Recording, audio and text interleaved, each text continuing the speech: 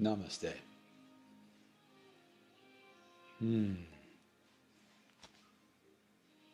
So good to have you here.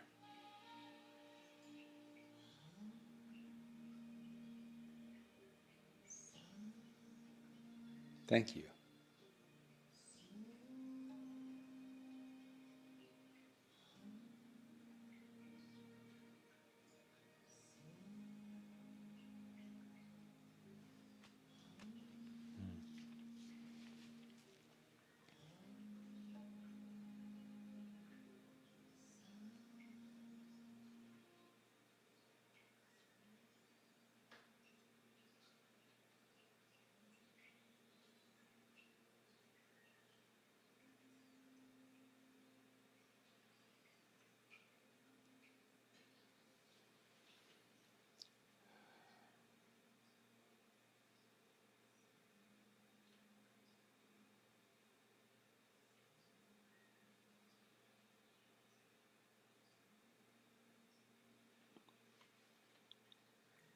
We find that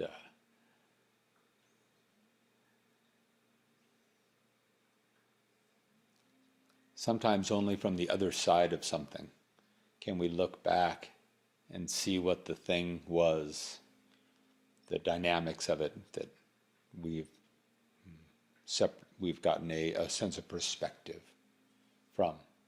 It's like traveling, you know. We go on an adventure, especially the real rich ones, you know, a trek to the Himalayas or a month in traveling through a foreign country or foreign countries. But when we truly get away from the habits, the conditioning, the triggers, the conditions of a life back home, we get to step back, we get to see it from a different perspective, both from some distance, but also that when we travel, all of our senses become much more enlivened.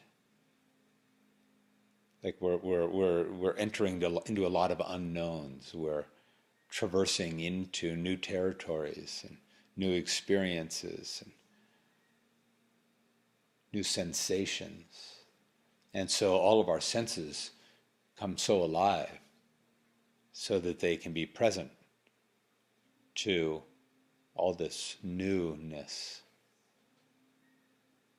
And when all of our senses are so enlivened in that way,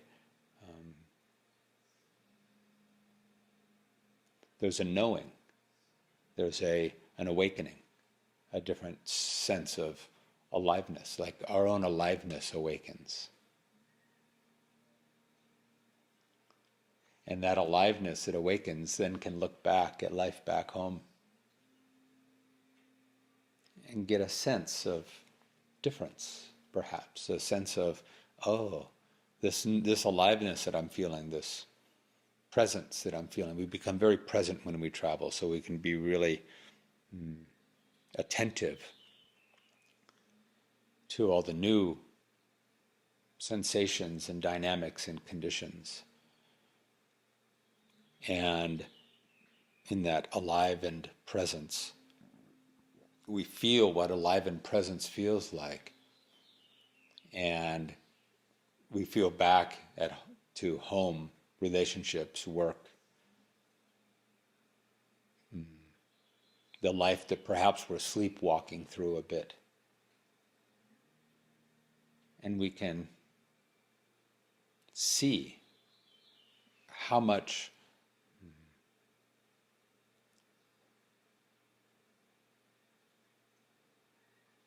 we can feel into the truth of it. We can feel into the full, a more full range of the dynamics of what is actually happening in that life back home.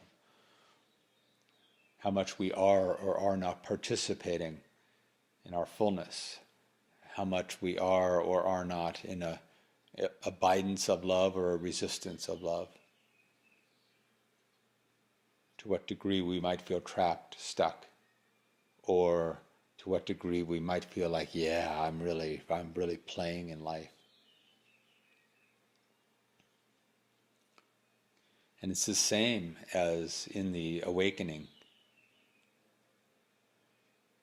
experience, which is largely a letting go of what we're not. The constructed story of self that we have come to be identified with.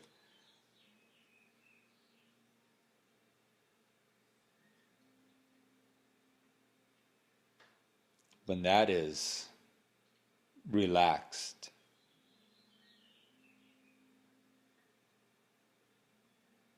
let go, and we find ourselves as the within the experience of true loving awareness awakened to itself, loving consciousness awakened to itself. And that is abided, that is embodied. And so that is how life is being experienced then. It doesn't come in through the conditioned self anymore. Life is met, consciousness meeting consciousness, love meeting love, not running through the filter of our conditioning. When we're resting in that wholeness, in that grace of consciousness, it's easier to see just how much baggage, how much story, how much conditioning and programming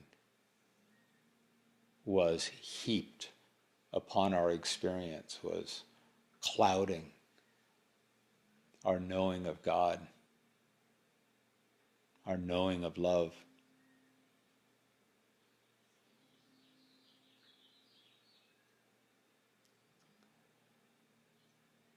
It's like you can't know until there's a embodiment, an actual experience.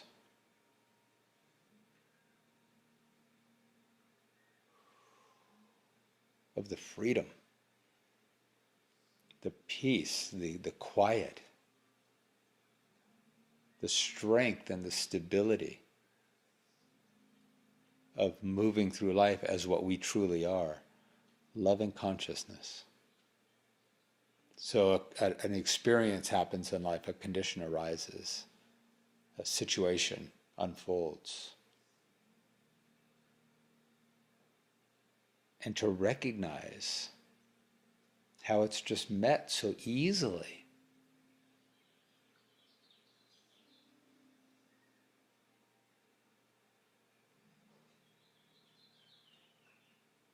When the embodiment of loving consciousness has been awakened,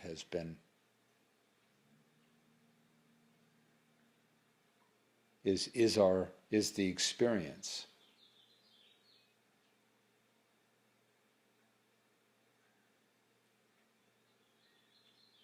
The difference is so palpable. It's so clear.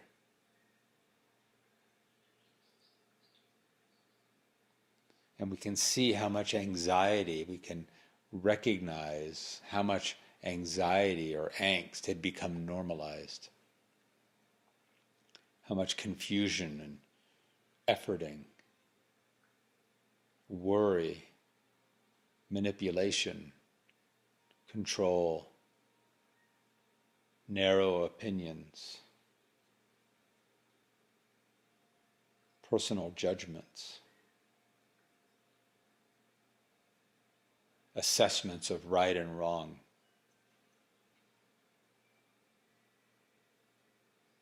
It's easier from the place of freedom, where you can breathe, to then feel that difference and recognize how much baggage, how much story, how much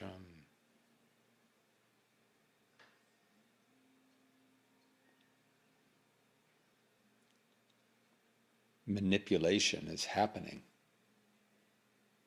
when we're identified as a conditioned construct that is simply trying to manipulate, control, arrange, organize the world and all of our relationships in a way that satisfies the conditioning.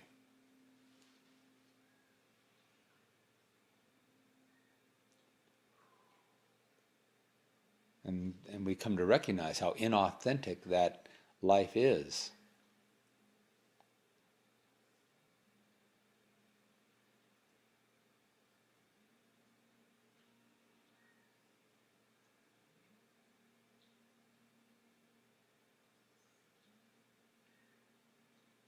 How inauthentic it is to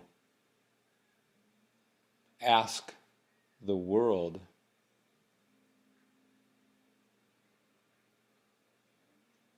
to behave in such a way to match, satisfy, assuage, protect the conditioned self.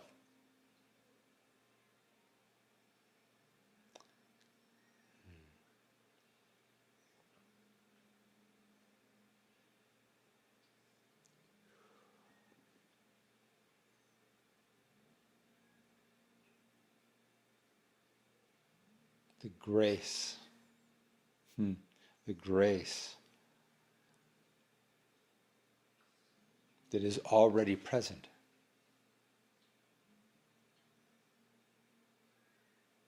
Because it's the grace of love, it's the grace of the one, pure, radiant, loving consciousness.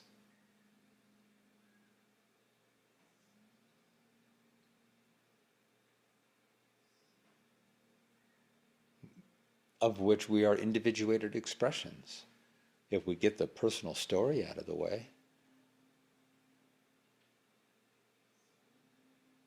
And in that regard, truly, we are the love itself.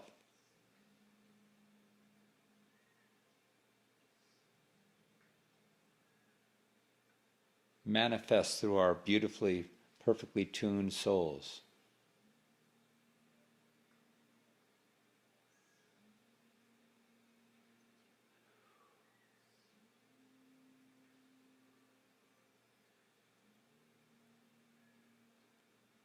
And the little self, the little separate illusion of self, when that drops away, so does its defenses and its fears and its belief that it can be destroyed, that the self can be destroyed.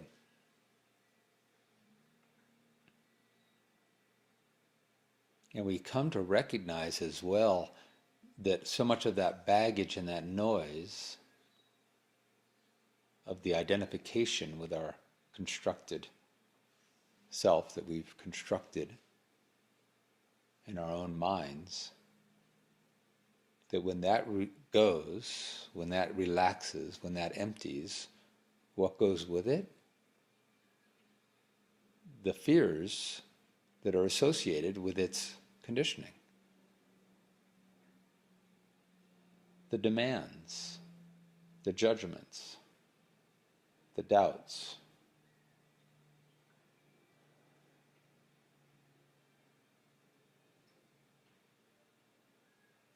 And in this journey, those fears and those doubts and those habits and that conditioning will typically continue to try to get you to believe in them again, to reassert themselves.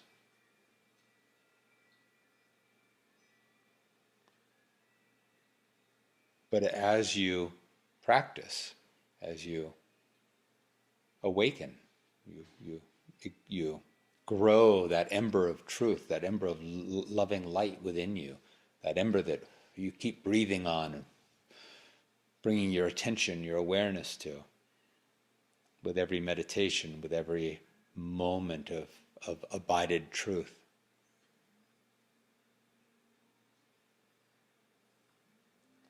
when we can rest in that even just a bit, then those old echoes, those old remnants of the dreamed self that continually try to reassert themselves as you, they lessen and lessen and lessen and lessen.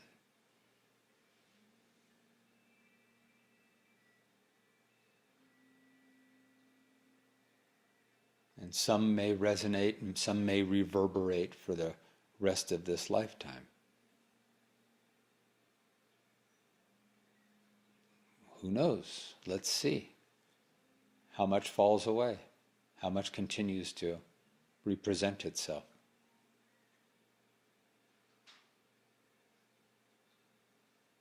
And how much gets burned away? Everything that isn't us gets burned away by the light of love that we are.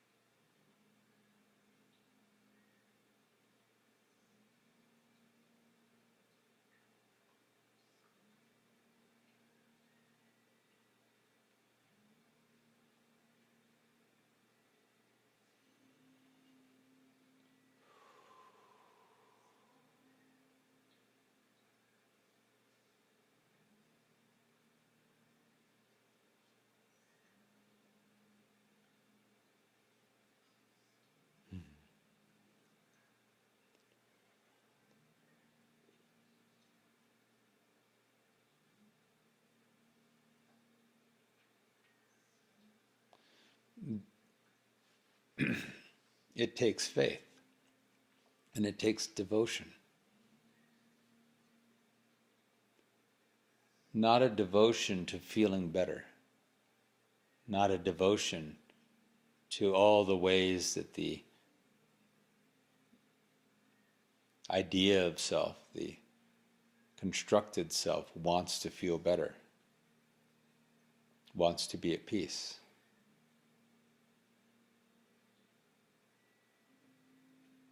Not a devotion to satisfying the sense of lack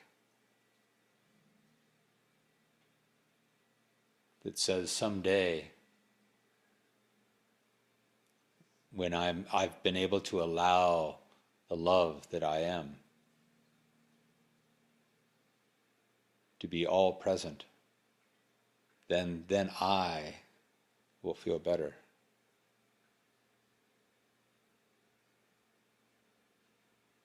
The faith to let that I go. The faith to recognize truly that that is a dreamed self. And that there is something other than that self, which isn't a thing. But there is something other than that self that is our truth.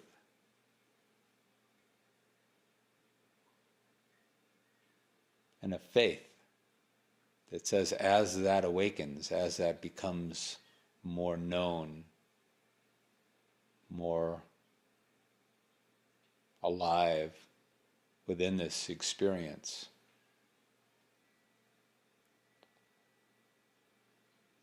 that the story of self just isn't really needed.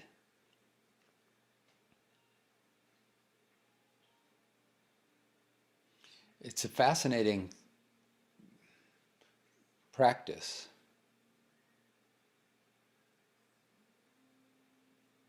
to recognize that if you had no thoughts of you in the past, if you had no sense of past that you used to reference who I am, who am I? Well, let me look at my experiences in my past. If that wasn't accessible, you'd still exist.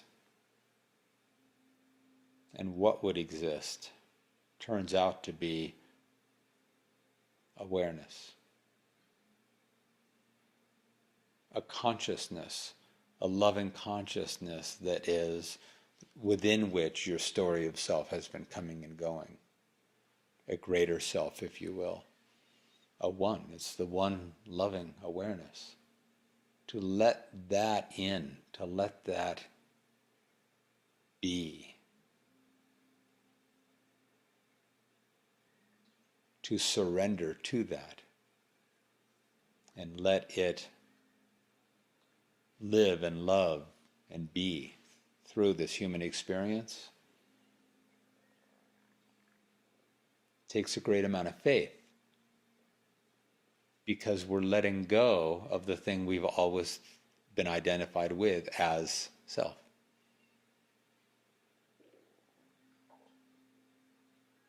But we're all here because some aspect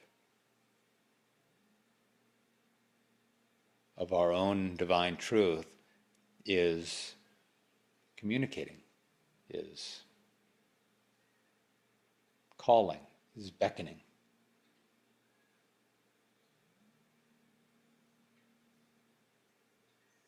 That's the true desire, is truth wanting to be known, our own truth wanting, desiring to consciousness, desiring to wake up to itself.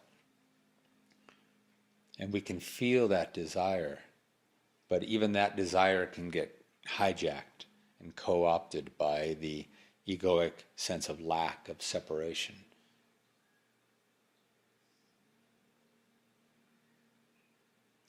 And then it's the sense of lack, of separation, saying, I want to be fulfilled with truth. But it's an illusion of self, asking to be an awakened illusion of self.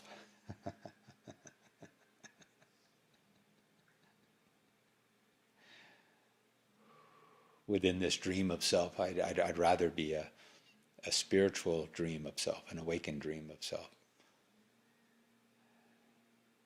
The faith is to let it go. And what we truly are remains. How can it not? It's what we truly are.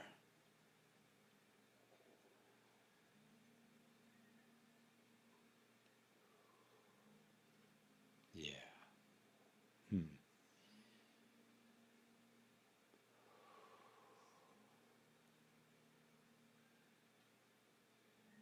And when we don't feel ourselves as separate, we stop seeing separate. Love, love, love, love, love, love, love, love, love. Love, love, love, love, love, love.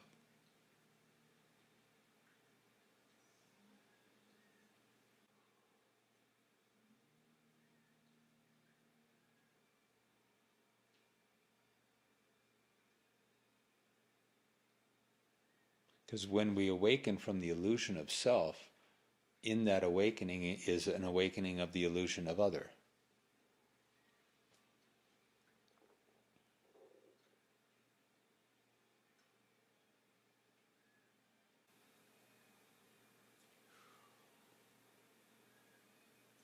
The namaste.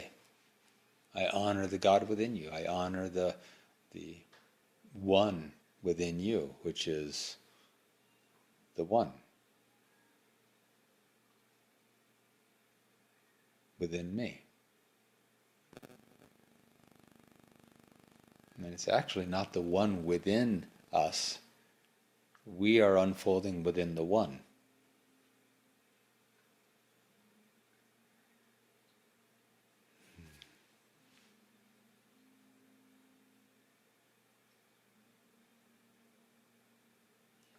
We see larger. We see more. We see beyond the costume, the pain, the dream, the illusion of ourselves and of others. If we're going to practice in our own life, if we're going to practice the knowing, if we're going to, in our meditations, come into the awareness that the illusion of self that I've been living as and dreaming myself as and awakening from is coming and going within a one loving awareness, and I am that. And in that recognition, that knowing of, oh, the I amness of loving awareness can meet my own shadow now, can watch my own dream, can watch my own dream from which I am awakening, my own conditioning. And recognize it just as conditioning, not as who I am. If we can do that for ourselves, then it becomes easier. It becomes abundantly clear that that is true for others as well. That some are in deep, most are in some level of sleep, and some are in deep, deep, deep sleep, completely ruled by their own story, their mind, ruled by their mind, disconnected from their heart, disconnected from the portal, disconnected from love. And the more that they are, the less that they feel worthy, the less that they feel whole, the less that they feel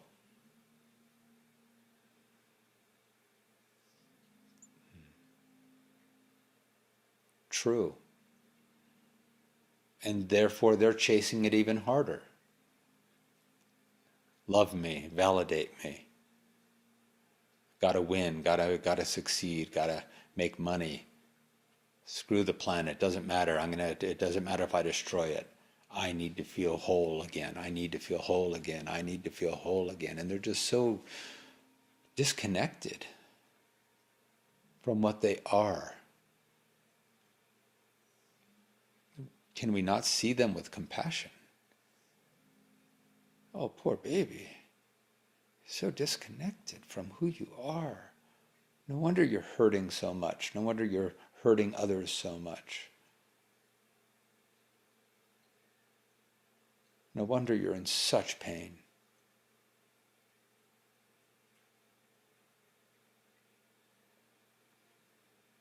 Even an absolute disconnection from love within a person is happening within the embrace of love.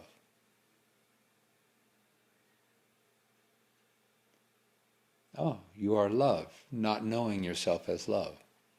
You are love, veiled, obscured by an illusion of self. Okay. How can I love that? So that it may maybe not feel so much lack. In this lifetime, the next, the next, the next.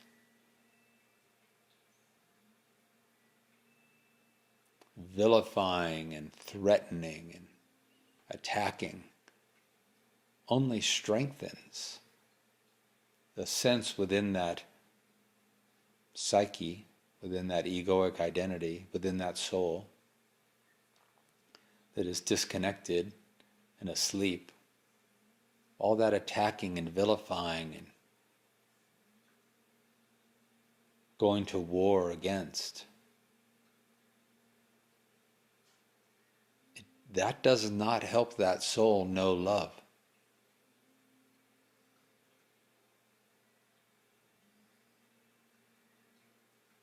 Just as when we go to war against our own ignorance and our own conditioning and our own pains and our own sense of wounding, to go to war with that would not be to bathe it in love so that it could release, so that it could let go, so that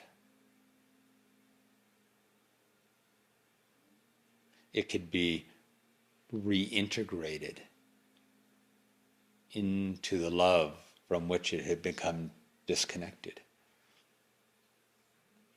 If we want to heal the planet, heal it with love, not hate, not derision, not separation, but with compassion. ultimate unconditionally loving compassion.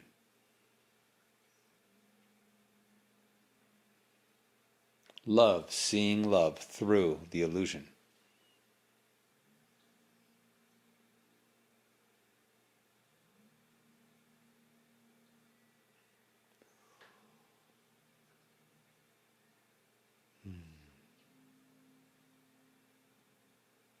It can be such a beautiful journey. Hard, challenging. But every challenge is there so that we can ask, what is challenging here? What is it that is feeling the difficulty in letting go, the difficulty to love? What is it that is feeling this resistance to love? Where is that? What is that? Let me look at it, find it, reveal it. Let it go.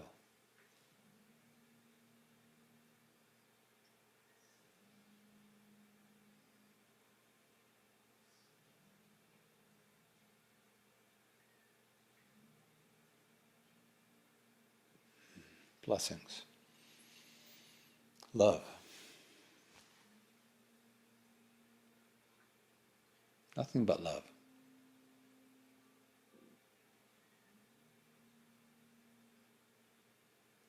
Even the ignorance of love and the disconnection from love is happening within love.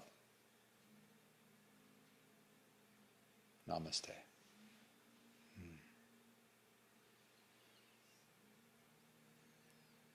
Namaste.